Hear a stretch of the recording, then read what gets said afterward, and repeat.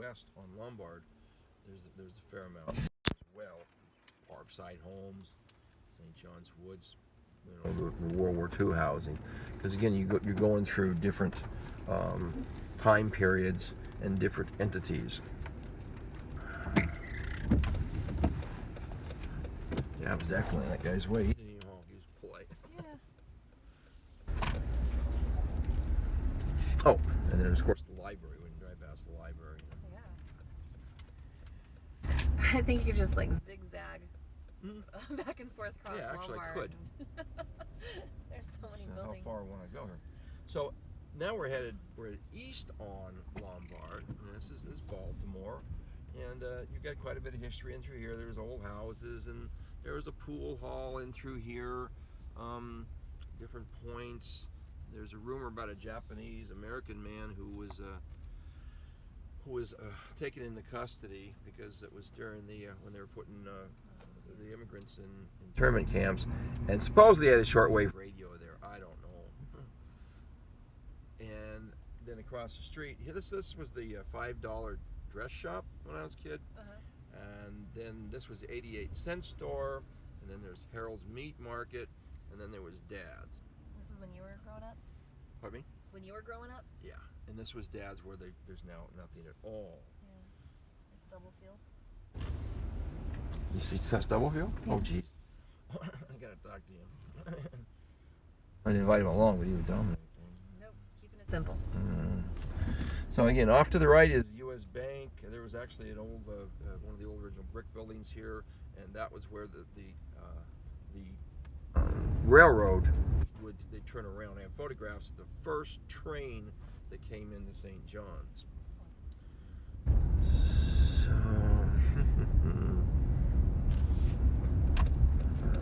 I'm zigzagging about things. We can always fine-tune things later, but at least we're documenting it. Yeah.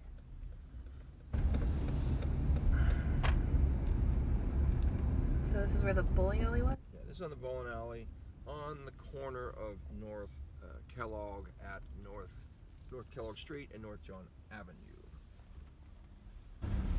Portland Avenues run north-south, streets run east-west. And so the entryway was on the corner, like the parking lot was here, right next to it, and I bowled there as a kid. And this was the back side of Coronet. Oh my gosh, they had great popcorn. So after bowling, we get some popcorn. That was great. Was this a pet store at one time? Yeah, they had a. That's what I remember. Yeah, they had fish and things like that. Where the Levitt station is, that was coast to coast hardware store when I was a kid. So we're coming up on the St. John's Community Center. St. John's Community Center was a recreational facility for one of Henry J. Kaiser's facilities during World War II. Henry J. Kaiser, started World War II. They needed ships built, and he took things up, and they had shipbuilding plants one in Vancouver, Washington, and two in Portland.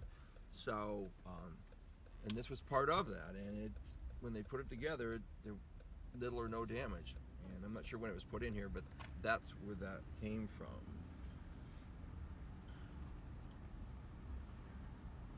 So it's some of the old houses. You can look at the architecture. You can tell from some of those that were here from when it was the original.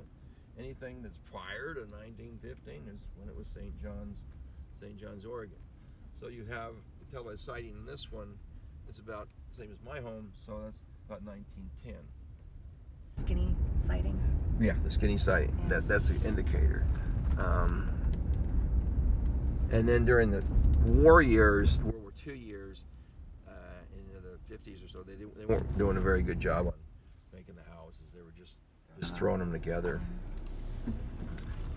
because people needed a place to stay. So that's where when they built Vanport,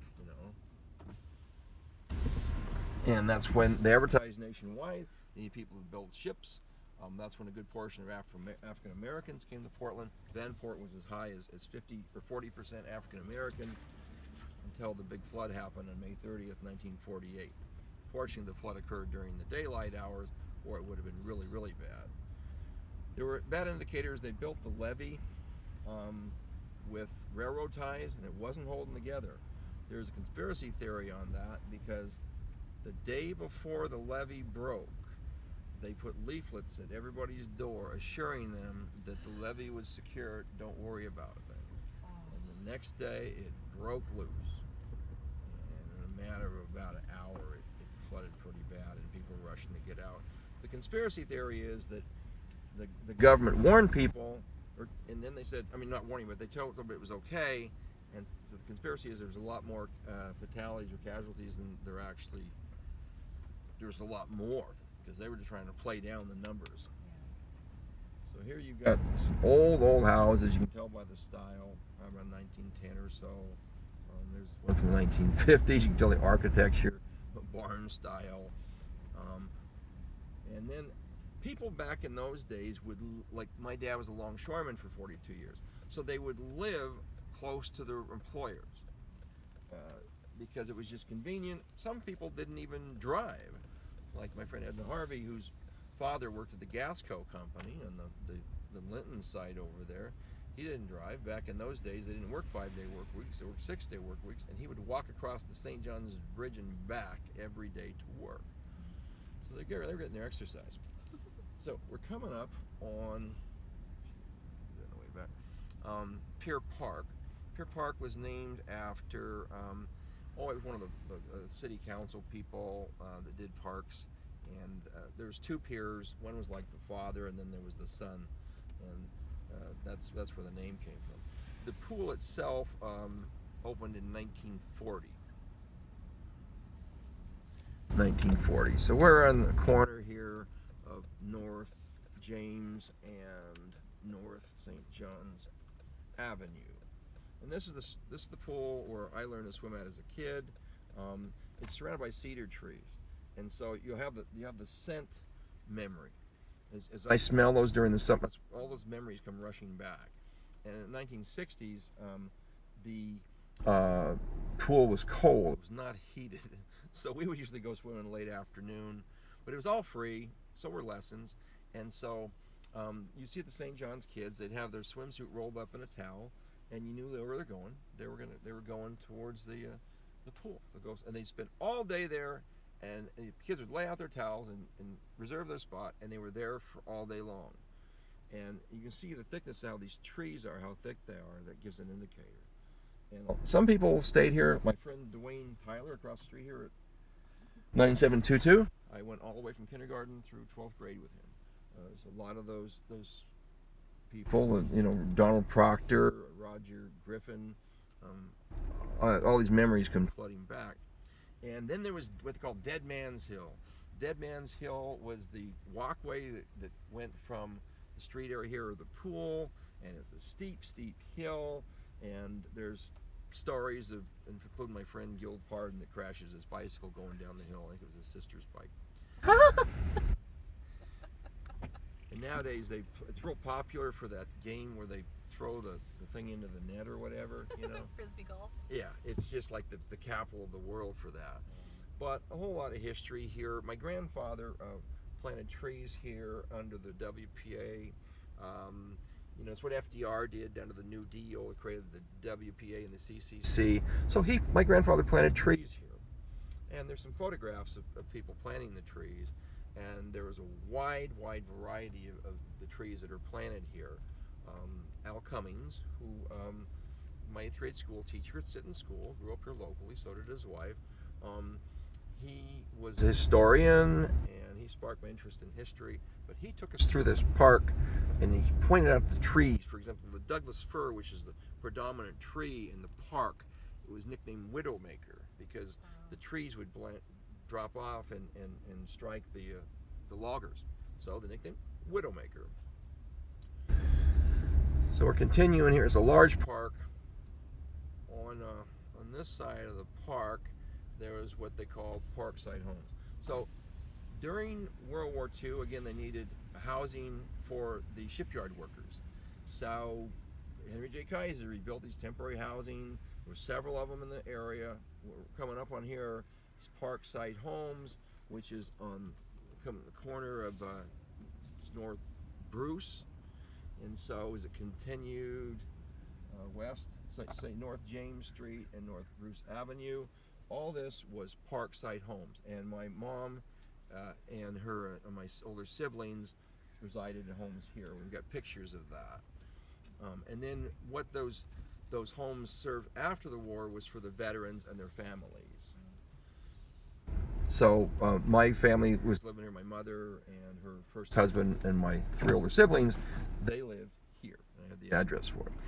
Now, as we look towards the railroad tracks, or Chimney Park, there's a railroad that goes into Terminal 4. Again, Terminal 4 is 1919, but that is also the site of a major labor struggle up and down the West Coast with the longshoremen. And so in July 1934, things are heating up pretty good here, and it's just a hot area. I mean, it's summertime, and there's a struggle going on, and so they walk off the job. It's a big strike. There's a couple of longshoremen, one killed in San Francisco, and another demonstrator was killed, another union guy, and they did a general strike. So it extends all the way to the West Coast. It's San Francisco, it's Portland, it's Seattle, and so forth. So the longshoremen in Portland, which is at that time it was International Longshore Association, it wasn't International Longshore and Warehouse Union yet. They're involved in it as well. They don't want the trains going into Terminal 4. The mayor at the time is Joe Carson, who later had the nickname Joe Bloody Shirt Carson, because the president of the local longshore union took a bloody shirt from one of the longshoremen and threw it on his desk at a city council meeting. His home still stands to this day on the corner of North Willamette and Wabash, that supposedly he received as a bribe at some point. So this strike's going on, and there's the local police are actually on the side of the longshoremen for the most part. Carson realizes that. I think Chief, I'm not sure. I think it may have been Jenkins. I can have to confirm it. So they hire these temporary policemen off the street at $5 a day. I have photographs of them training at Terminal 4, and these are not regular police officers. They're just guys off the street they hired. And so they're willing to go after the longshoremen and so forth. There was a ship that comes in that the employer places in the dock. It's called the Admiral Evans, and the idea was to place the scabs on the ship, strikebreaker on the ship, and that way they wouldn't have to travel in and out and risk being, what might happen to them. So it comes to a point there, and they want to bring the railroad in, and there's a big skirmish going on. The longshoremen are there. Supposedly they threw some rocks, and these temporary police actually started firing at the longshoremen. And the longshoremen would take cover behind the large trees because the bullets were not going to penetrate these Douglas firs, even back then. And then from that point, it was a big event. And to this day, July 5th is called the Bloody Fifth. Along that time, Carson also wanted to bring in the National Guard, but the longshoremen threatened to, and the other labor folks were involved in supporting them. If they did bring in the National Guard, they would do a general strike in Portland, shut down the whole city of Portland as far as unions, and it would have had a big impact because they were a strong union then. Mm-hmm. There's the other thing that happened during that time. FDR was so concerned about the violence potentially in Portland that he sent Senator Robert Wagner to Portland to find out what was going on. Well, as Senator Wagner arrives with his entourage, these temporary police open up fire and start shooting at his car. Oh! And so that was kind of a defining moment because it's totally unprovoked. Wagner sent her to find out what's going on. He pulls in, and these guys are shooting at him. And that defined how far things had gone. And so the longshoremen actually prevailed in that. In the West Coast, they switched from the International Longshore Association to the International Longshore and Warehouse Union. Ended up with they were once referred to as wharf rats, and then it was changed to king of the docks, because they were and still are one of the highest paid blue collar workers in the country, based upon. But they also do not forget where they came from, and July 5th is Longshore Memorial Day, and they call out the names of all the longshoremen that were killed in 1934, that strike. An interesting aspect to this, we can drive by his house. You saw Tom Stubblefield there. So there's a man named Dave Callison. Dave Callison grew up in the area. His home was on Willamette Boulevard, where Tom Stubblefield's is now at the Cut, on the St. John side there. And so he's class of 1942, and he was in the Marine Corps in World War II. And his mother would have some kind of meeting at the home there once a month, because it was one of the things they would do. But then, so moving ahead, after World War II, he becomes a Portland police officer. And again, part of the subculture here is he understands unions. His Dave Callison's father took him through the back of Pier Park, where we're at right now, took him by the hand and walked him through the park. And his father had a limp because he was injured in I think one of the mills here locally. And he pointed to the trees, the bullet holes in the trees. So he's teaching his son about this what occurred back then.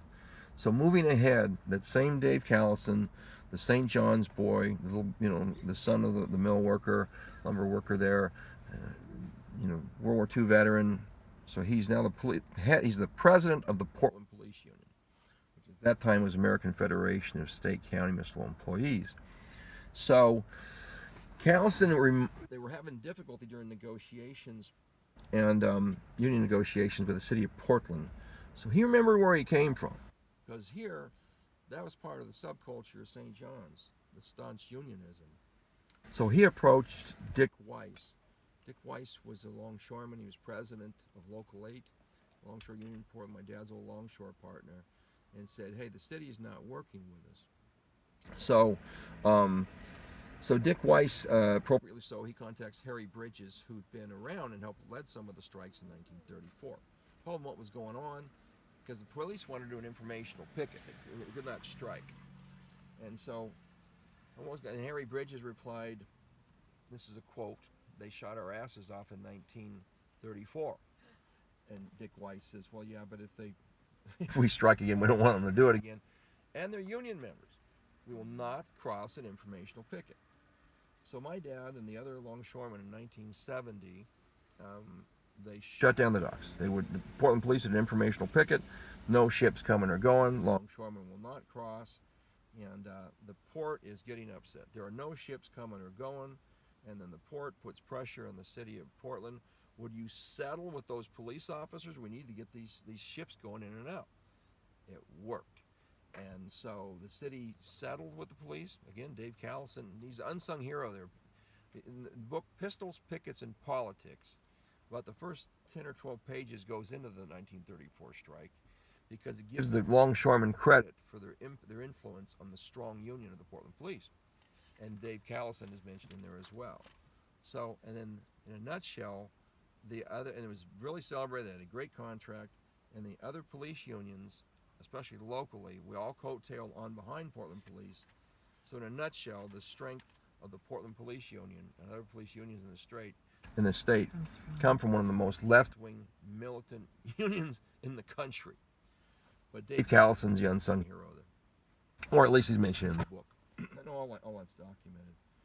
So this is, again, Parkside Homes, and this is, we're approaching North Lombard. It was actually Burgard back then, because it changed different names. As you go to Lombard, it's all still Lombard now.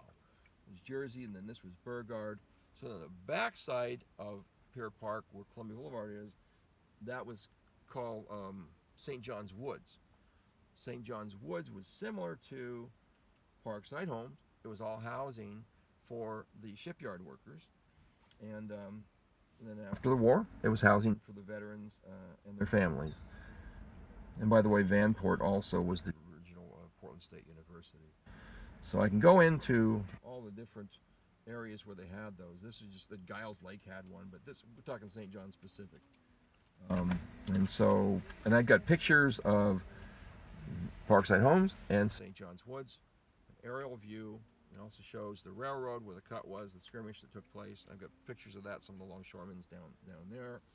And then in 1919, Terminal 4, and just prior to Terminal 4, there was a school there that there's so many children back then. You had the baby boomer generation. They were coming back from the war, and they were fathering children. The schools were overwhelmed. They had like Roosevelt, for example, they had morning classes, evening classes. They had graduating classes in January and June, building schools. And so there was a backup school over here. Later became a Bible school. I have photographs of that. My older brother Paul attended there, like in first grade or so. So did Tommy Sennett. And then across the way, was later Crown Cork and Seal was built around 1950. Continental Can. That was housing as well. There was temporary housing there. And so that was a brief history of this area. But again, you think of all those people. And they needed to eat, and they needed to do business with people. And they had the tax base. And when I was growing up, there was a store, it was Pay and Take It. It was the same place we had that event here a while back. It was across the street in Continental Can. And across the street from there, I used to play football there with the other kids in the neighborhood. And I get into a little more troublesome. I was kind of from the age 11 to age 14, it was kind of a heck raiser. In fact, just up the street here on North Burr, about a block towards Lombard, it was 1969, and I was, oh my gosh, there was 3 of us on a Honda 90. It was my Honda. Mark Crest, Rodney Buin, and I. And so we see this scary looking black and white police car, Plymouth Belvedere, rose in the door, red cherry on top. Well, we knew the area pretty good, so let's head for the park. So we went into the park, and he's going after us. And we went in the park, and we eluded him successfully for the moment. And so we're just kids. I'm 11 years old, you know, not running for police. So you can't take that police car in the park. And then so we circled back to see our friends. It was the Calhoun family up the street here. Karen Calhoun and Mike and Joey. And then the police officer, Stan Shield, he came back around, and he's got us. Well, I'm going to try and get away from him one more time. And we went through now we're on the street. And we all bailed off the motorcycle, and Mark Crest and Rodney ran off, and I realized it's my motorcycle, so I shut it down, and the officer gave me a ticket. But he was straight about things, and there was a neighborhood heckler that was trying to give me a hard time, you know. And the officer said, "Leave him alone. I'm dealing with this situation." Ironically, it was that same police officer in 1969. In 1973, I'm doing a ride-along with him in the Kenton area. And he remembered me vividly, but he recognized that I was serious about wanting to be a police officer. Yeah. And so it was that ride-along that convinced me to become a police officer. So from the same officer that I got the ticket from at 11 years old, actually it was 12 years old, correct, 12 years old, that inspired me to become a police officer. That's great. I never did get a chance to thank you. Let's pause at the Safeway. What's that? We're going to take a break at the Safeway. Okay.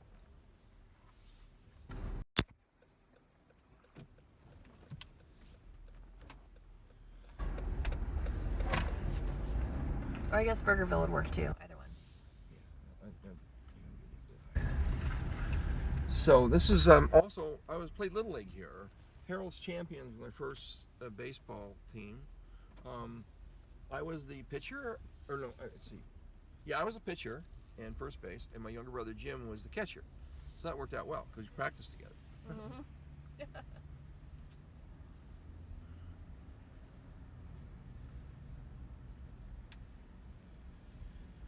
So all this was Parkside Homes.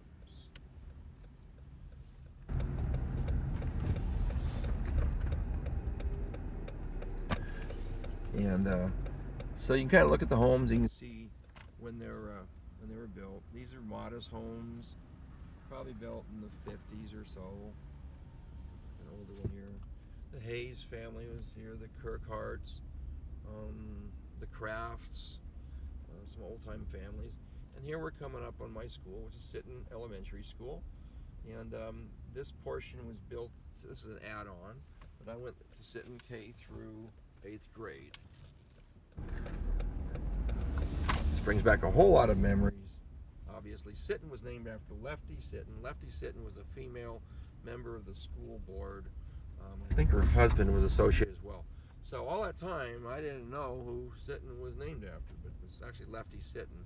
And I give you more documentation on that. That's the old playground I played on. There's monkey bars there. I played baseball there. And then the kids that I went to school with, they all lived in these homes around here. Some of them old-time St. John's homes, some not. There was one of the Plew, Dickie Plew lived in through here. He's a race car driver in St. John's. It's a whole other history of the race car guys like Pat Patty, class of '57. There was a disc jockey at Kissin' Radio. Yeah, he was hit to say, Pat, but weather-wise, we do prophesize. So this, on the corner of North Lombard and Weyerhaeuser, was Pan Take-It store. And this is when I played baseball across the street here. I sure missed this. Yeah, they did. You can't see. No, that was ridiculous. This was a alleyway when I was a kid on Weyerhaeuser, and now That's dangerous. These trucks come through here this fast. is How is really, that parking? really bad. My first girlfriend lived on this coming up here on this house at 9816 North Lombard. That's also a little bit of dark history there, because that was the home of Richard Marquette, a serial killer. Oh gosh. This location right here in the corner, this was Kochek, pronounce the name, but there was a grocery store when my brothers and sisters were going to school. Kochek, I'll think of it later. Caddy corner was Larry's Mobile. And this is where I did safety patrol on this corner right here. For whatever reason, I always take this corner. Well, it was right up the street from your house. Yeah, it was. But I have to go back to school. And there was a famous boxer here named Tiger right here. My mom knew about him. I remember saying, "Hi, Tiger," and he big smile on his face.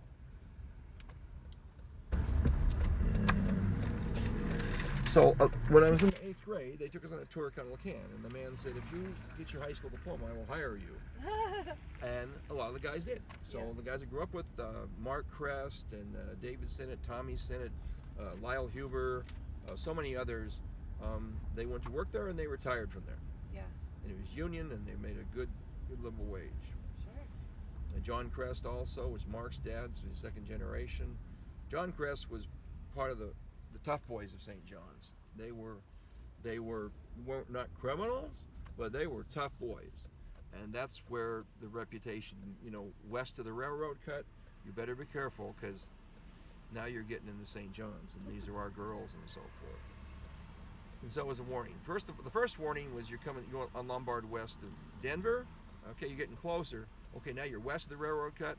Now you are in St. John's, and you better stay away from our son. Stay away from our girls. There's nobody coming. There was a grocery store here on the corner. I've got pictures of that too. And it was a church later on. I used to go to a Monday school there. There's a Ranger Tavern coming up here that opened up, and it goes way back. And on the other side is the grocery store. It was Bradley's grocery store when I was growing up. Originally it was the Shaw's grocery store. A lot of history there. I've got the original picture of the original grocery store that was torn down in 1962 and rebuilt. Carl Bradley was the man's name that had it when I was growing up.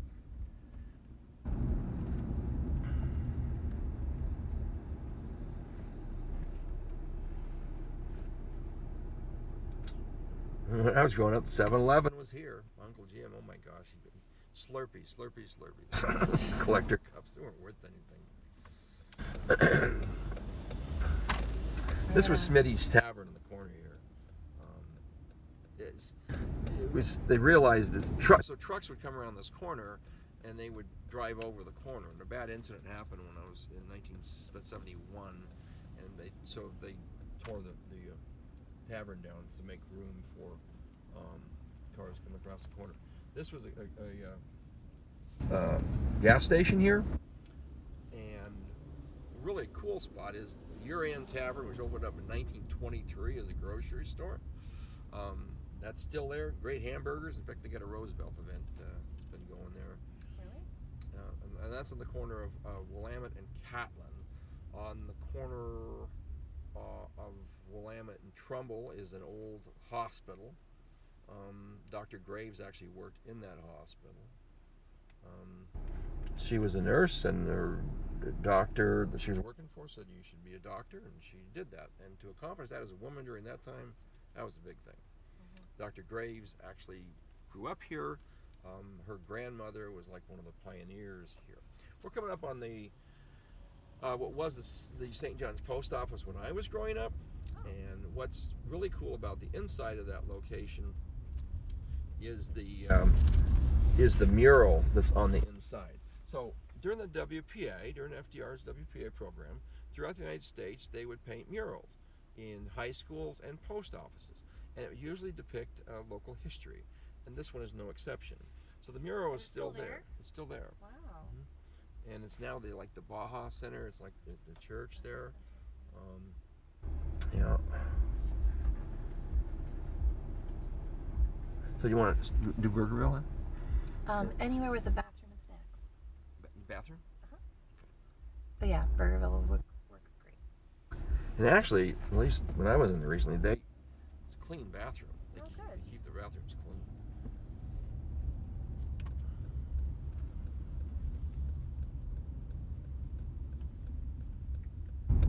And Blake loves cheeseburgers. Pardon me? Blake loves cheeseburgers. See, some people they can legally go around me, and they don't do it. I don't get that.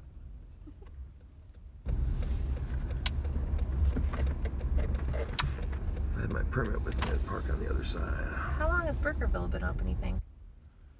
This location? I'm not sure. Been open for a while. There used to be Joe Hancock's Phillips 66 station when I was growing up. Oh, really? Okay, shut that off for me.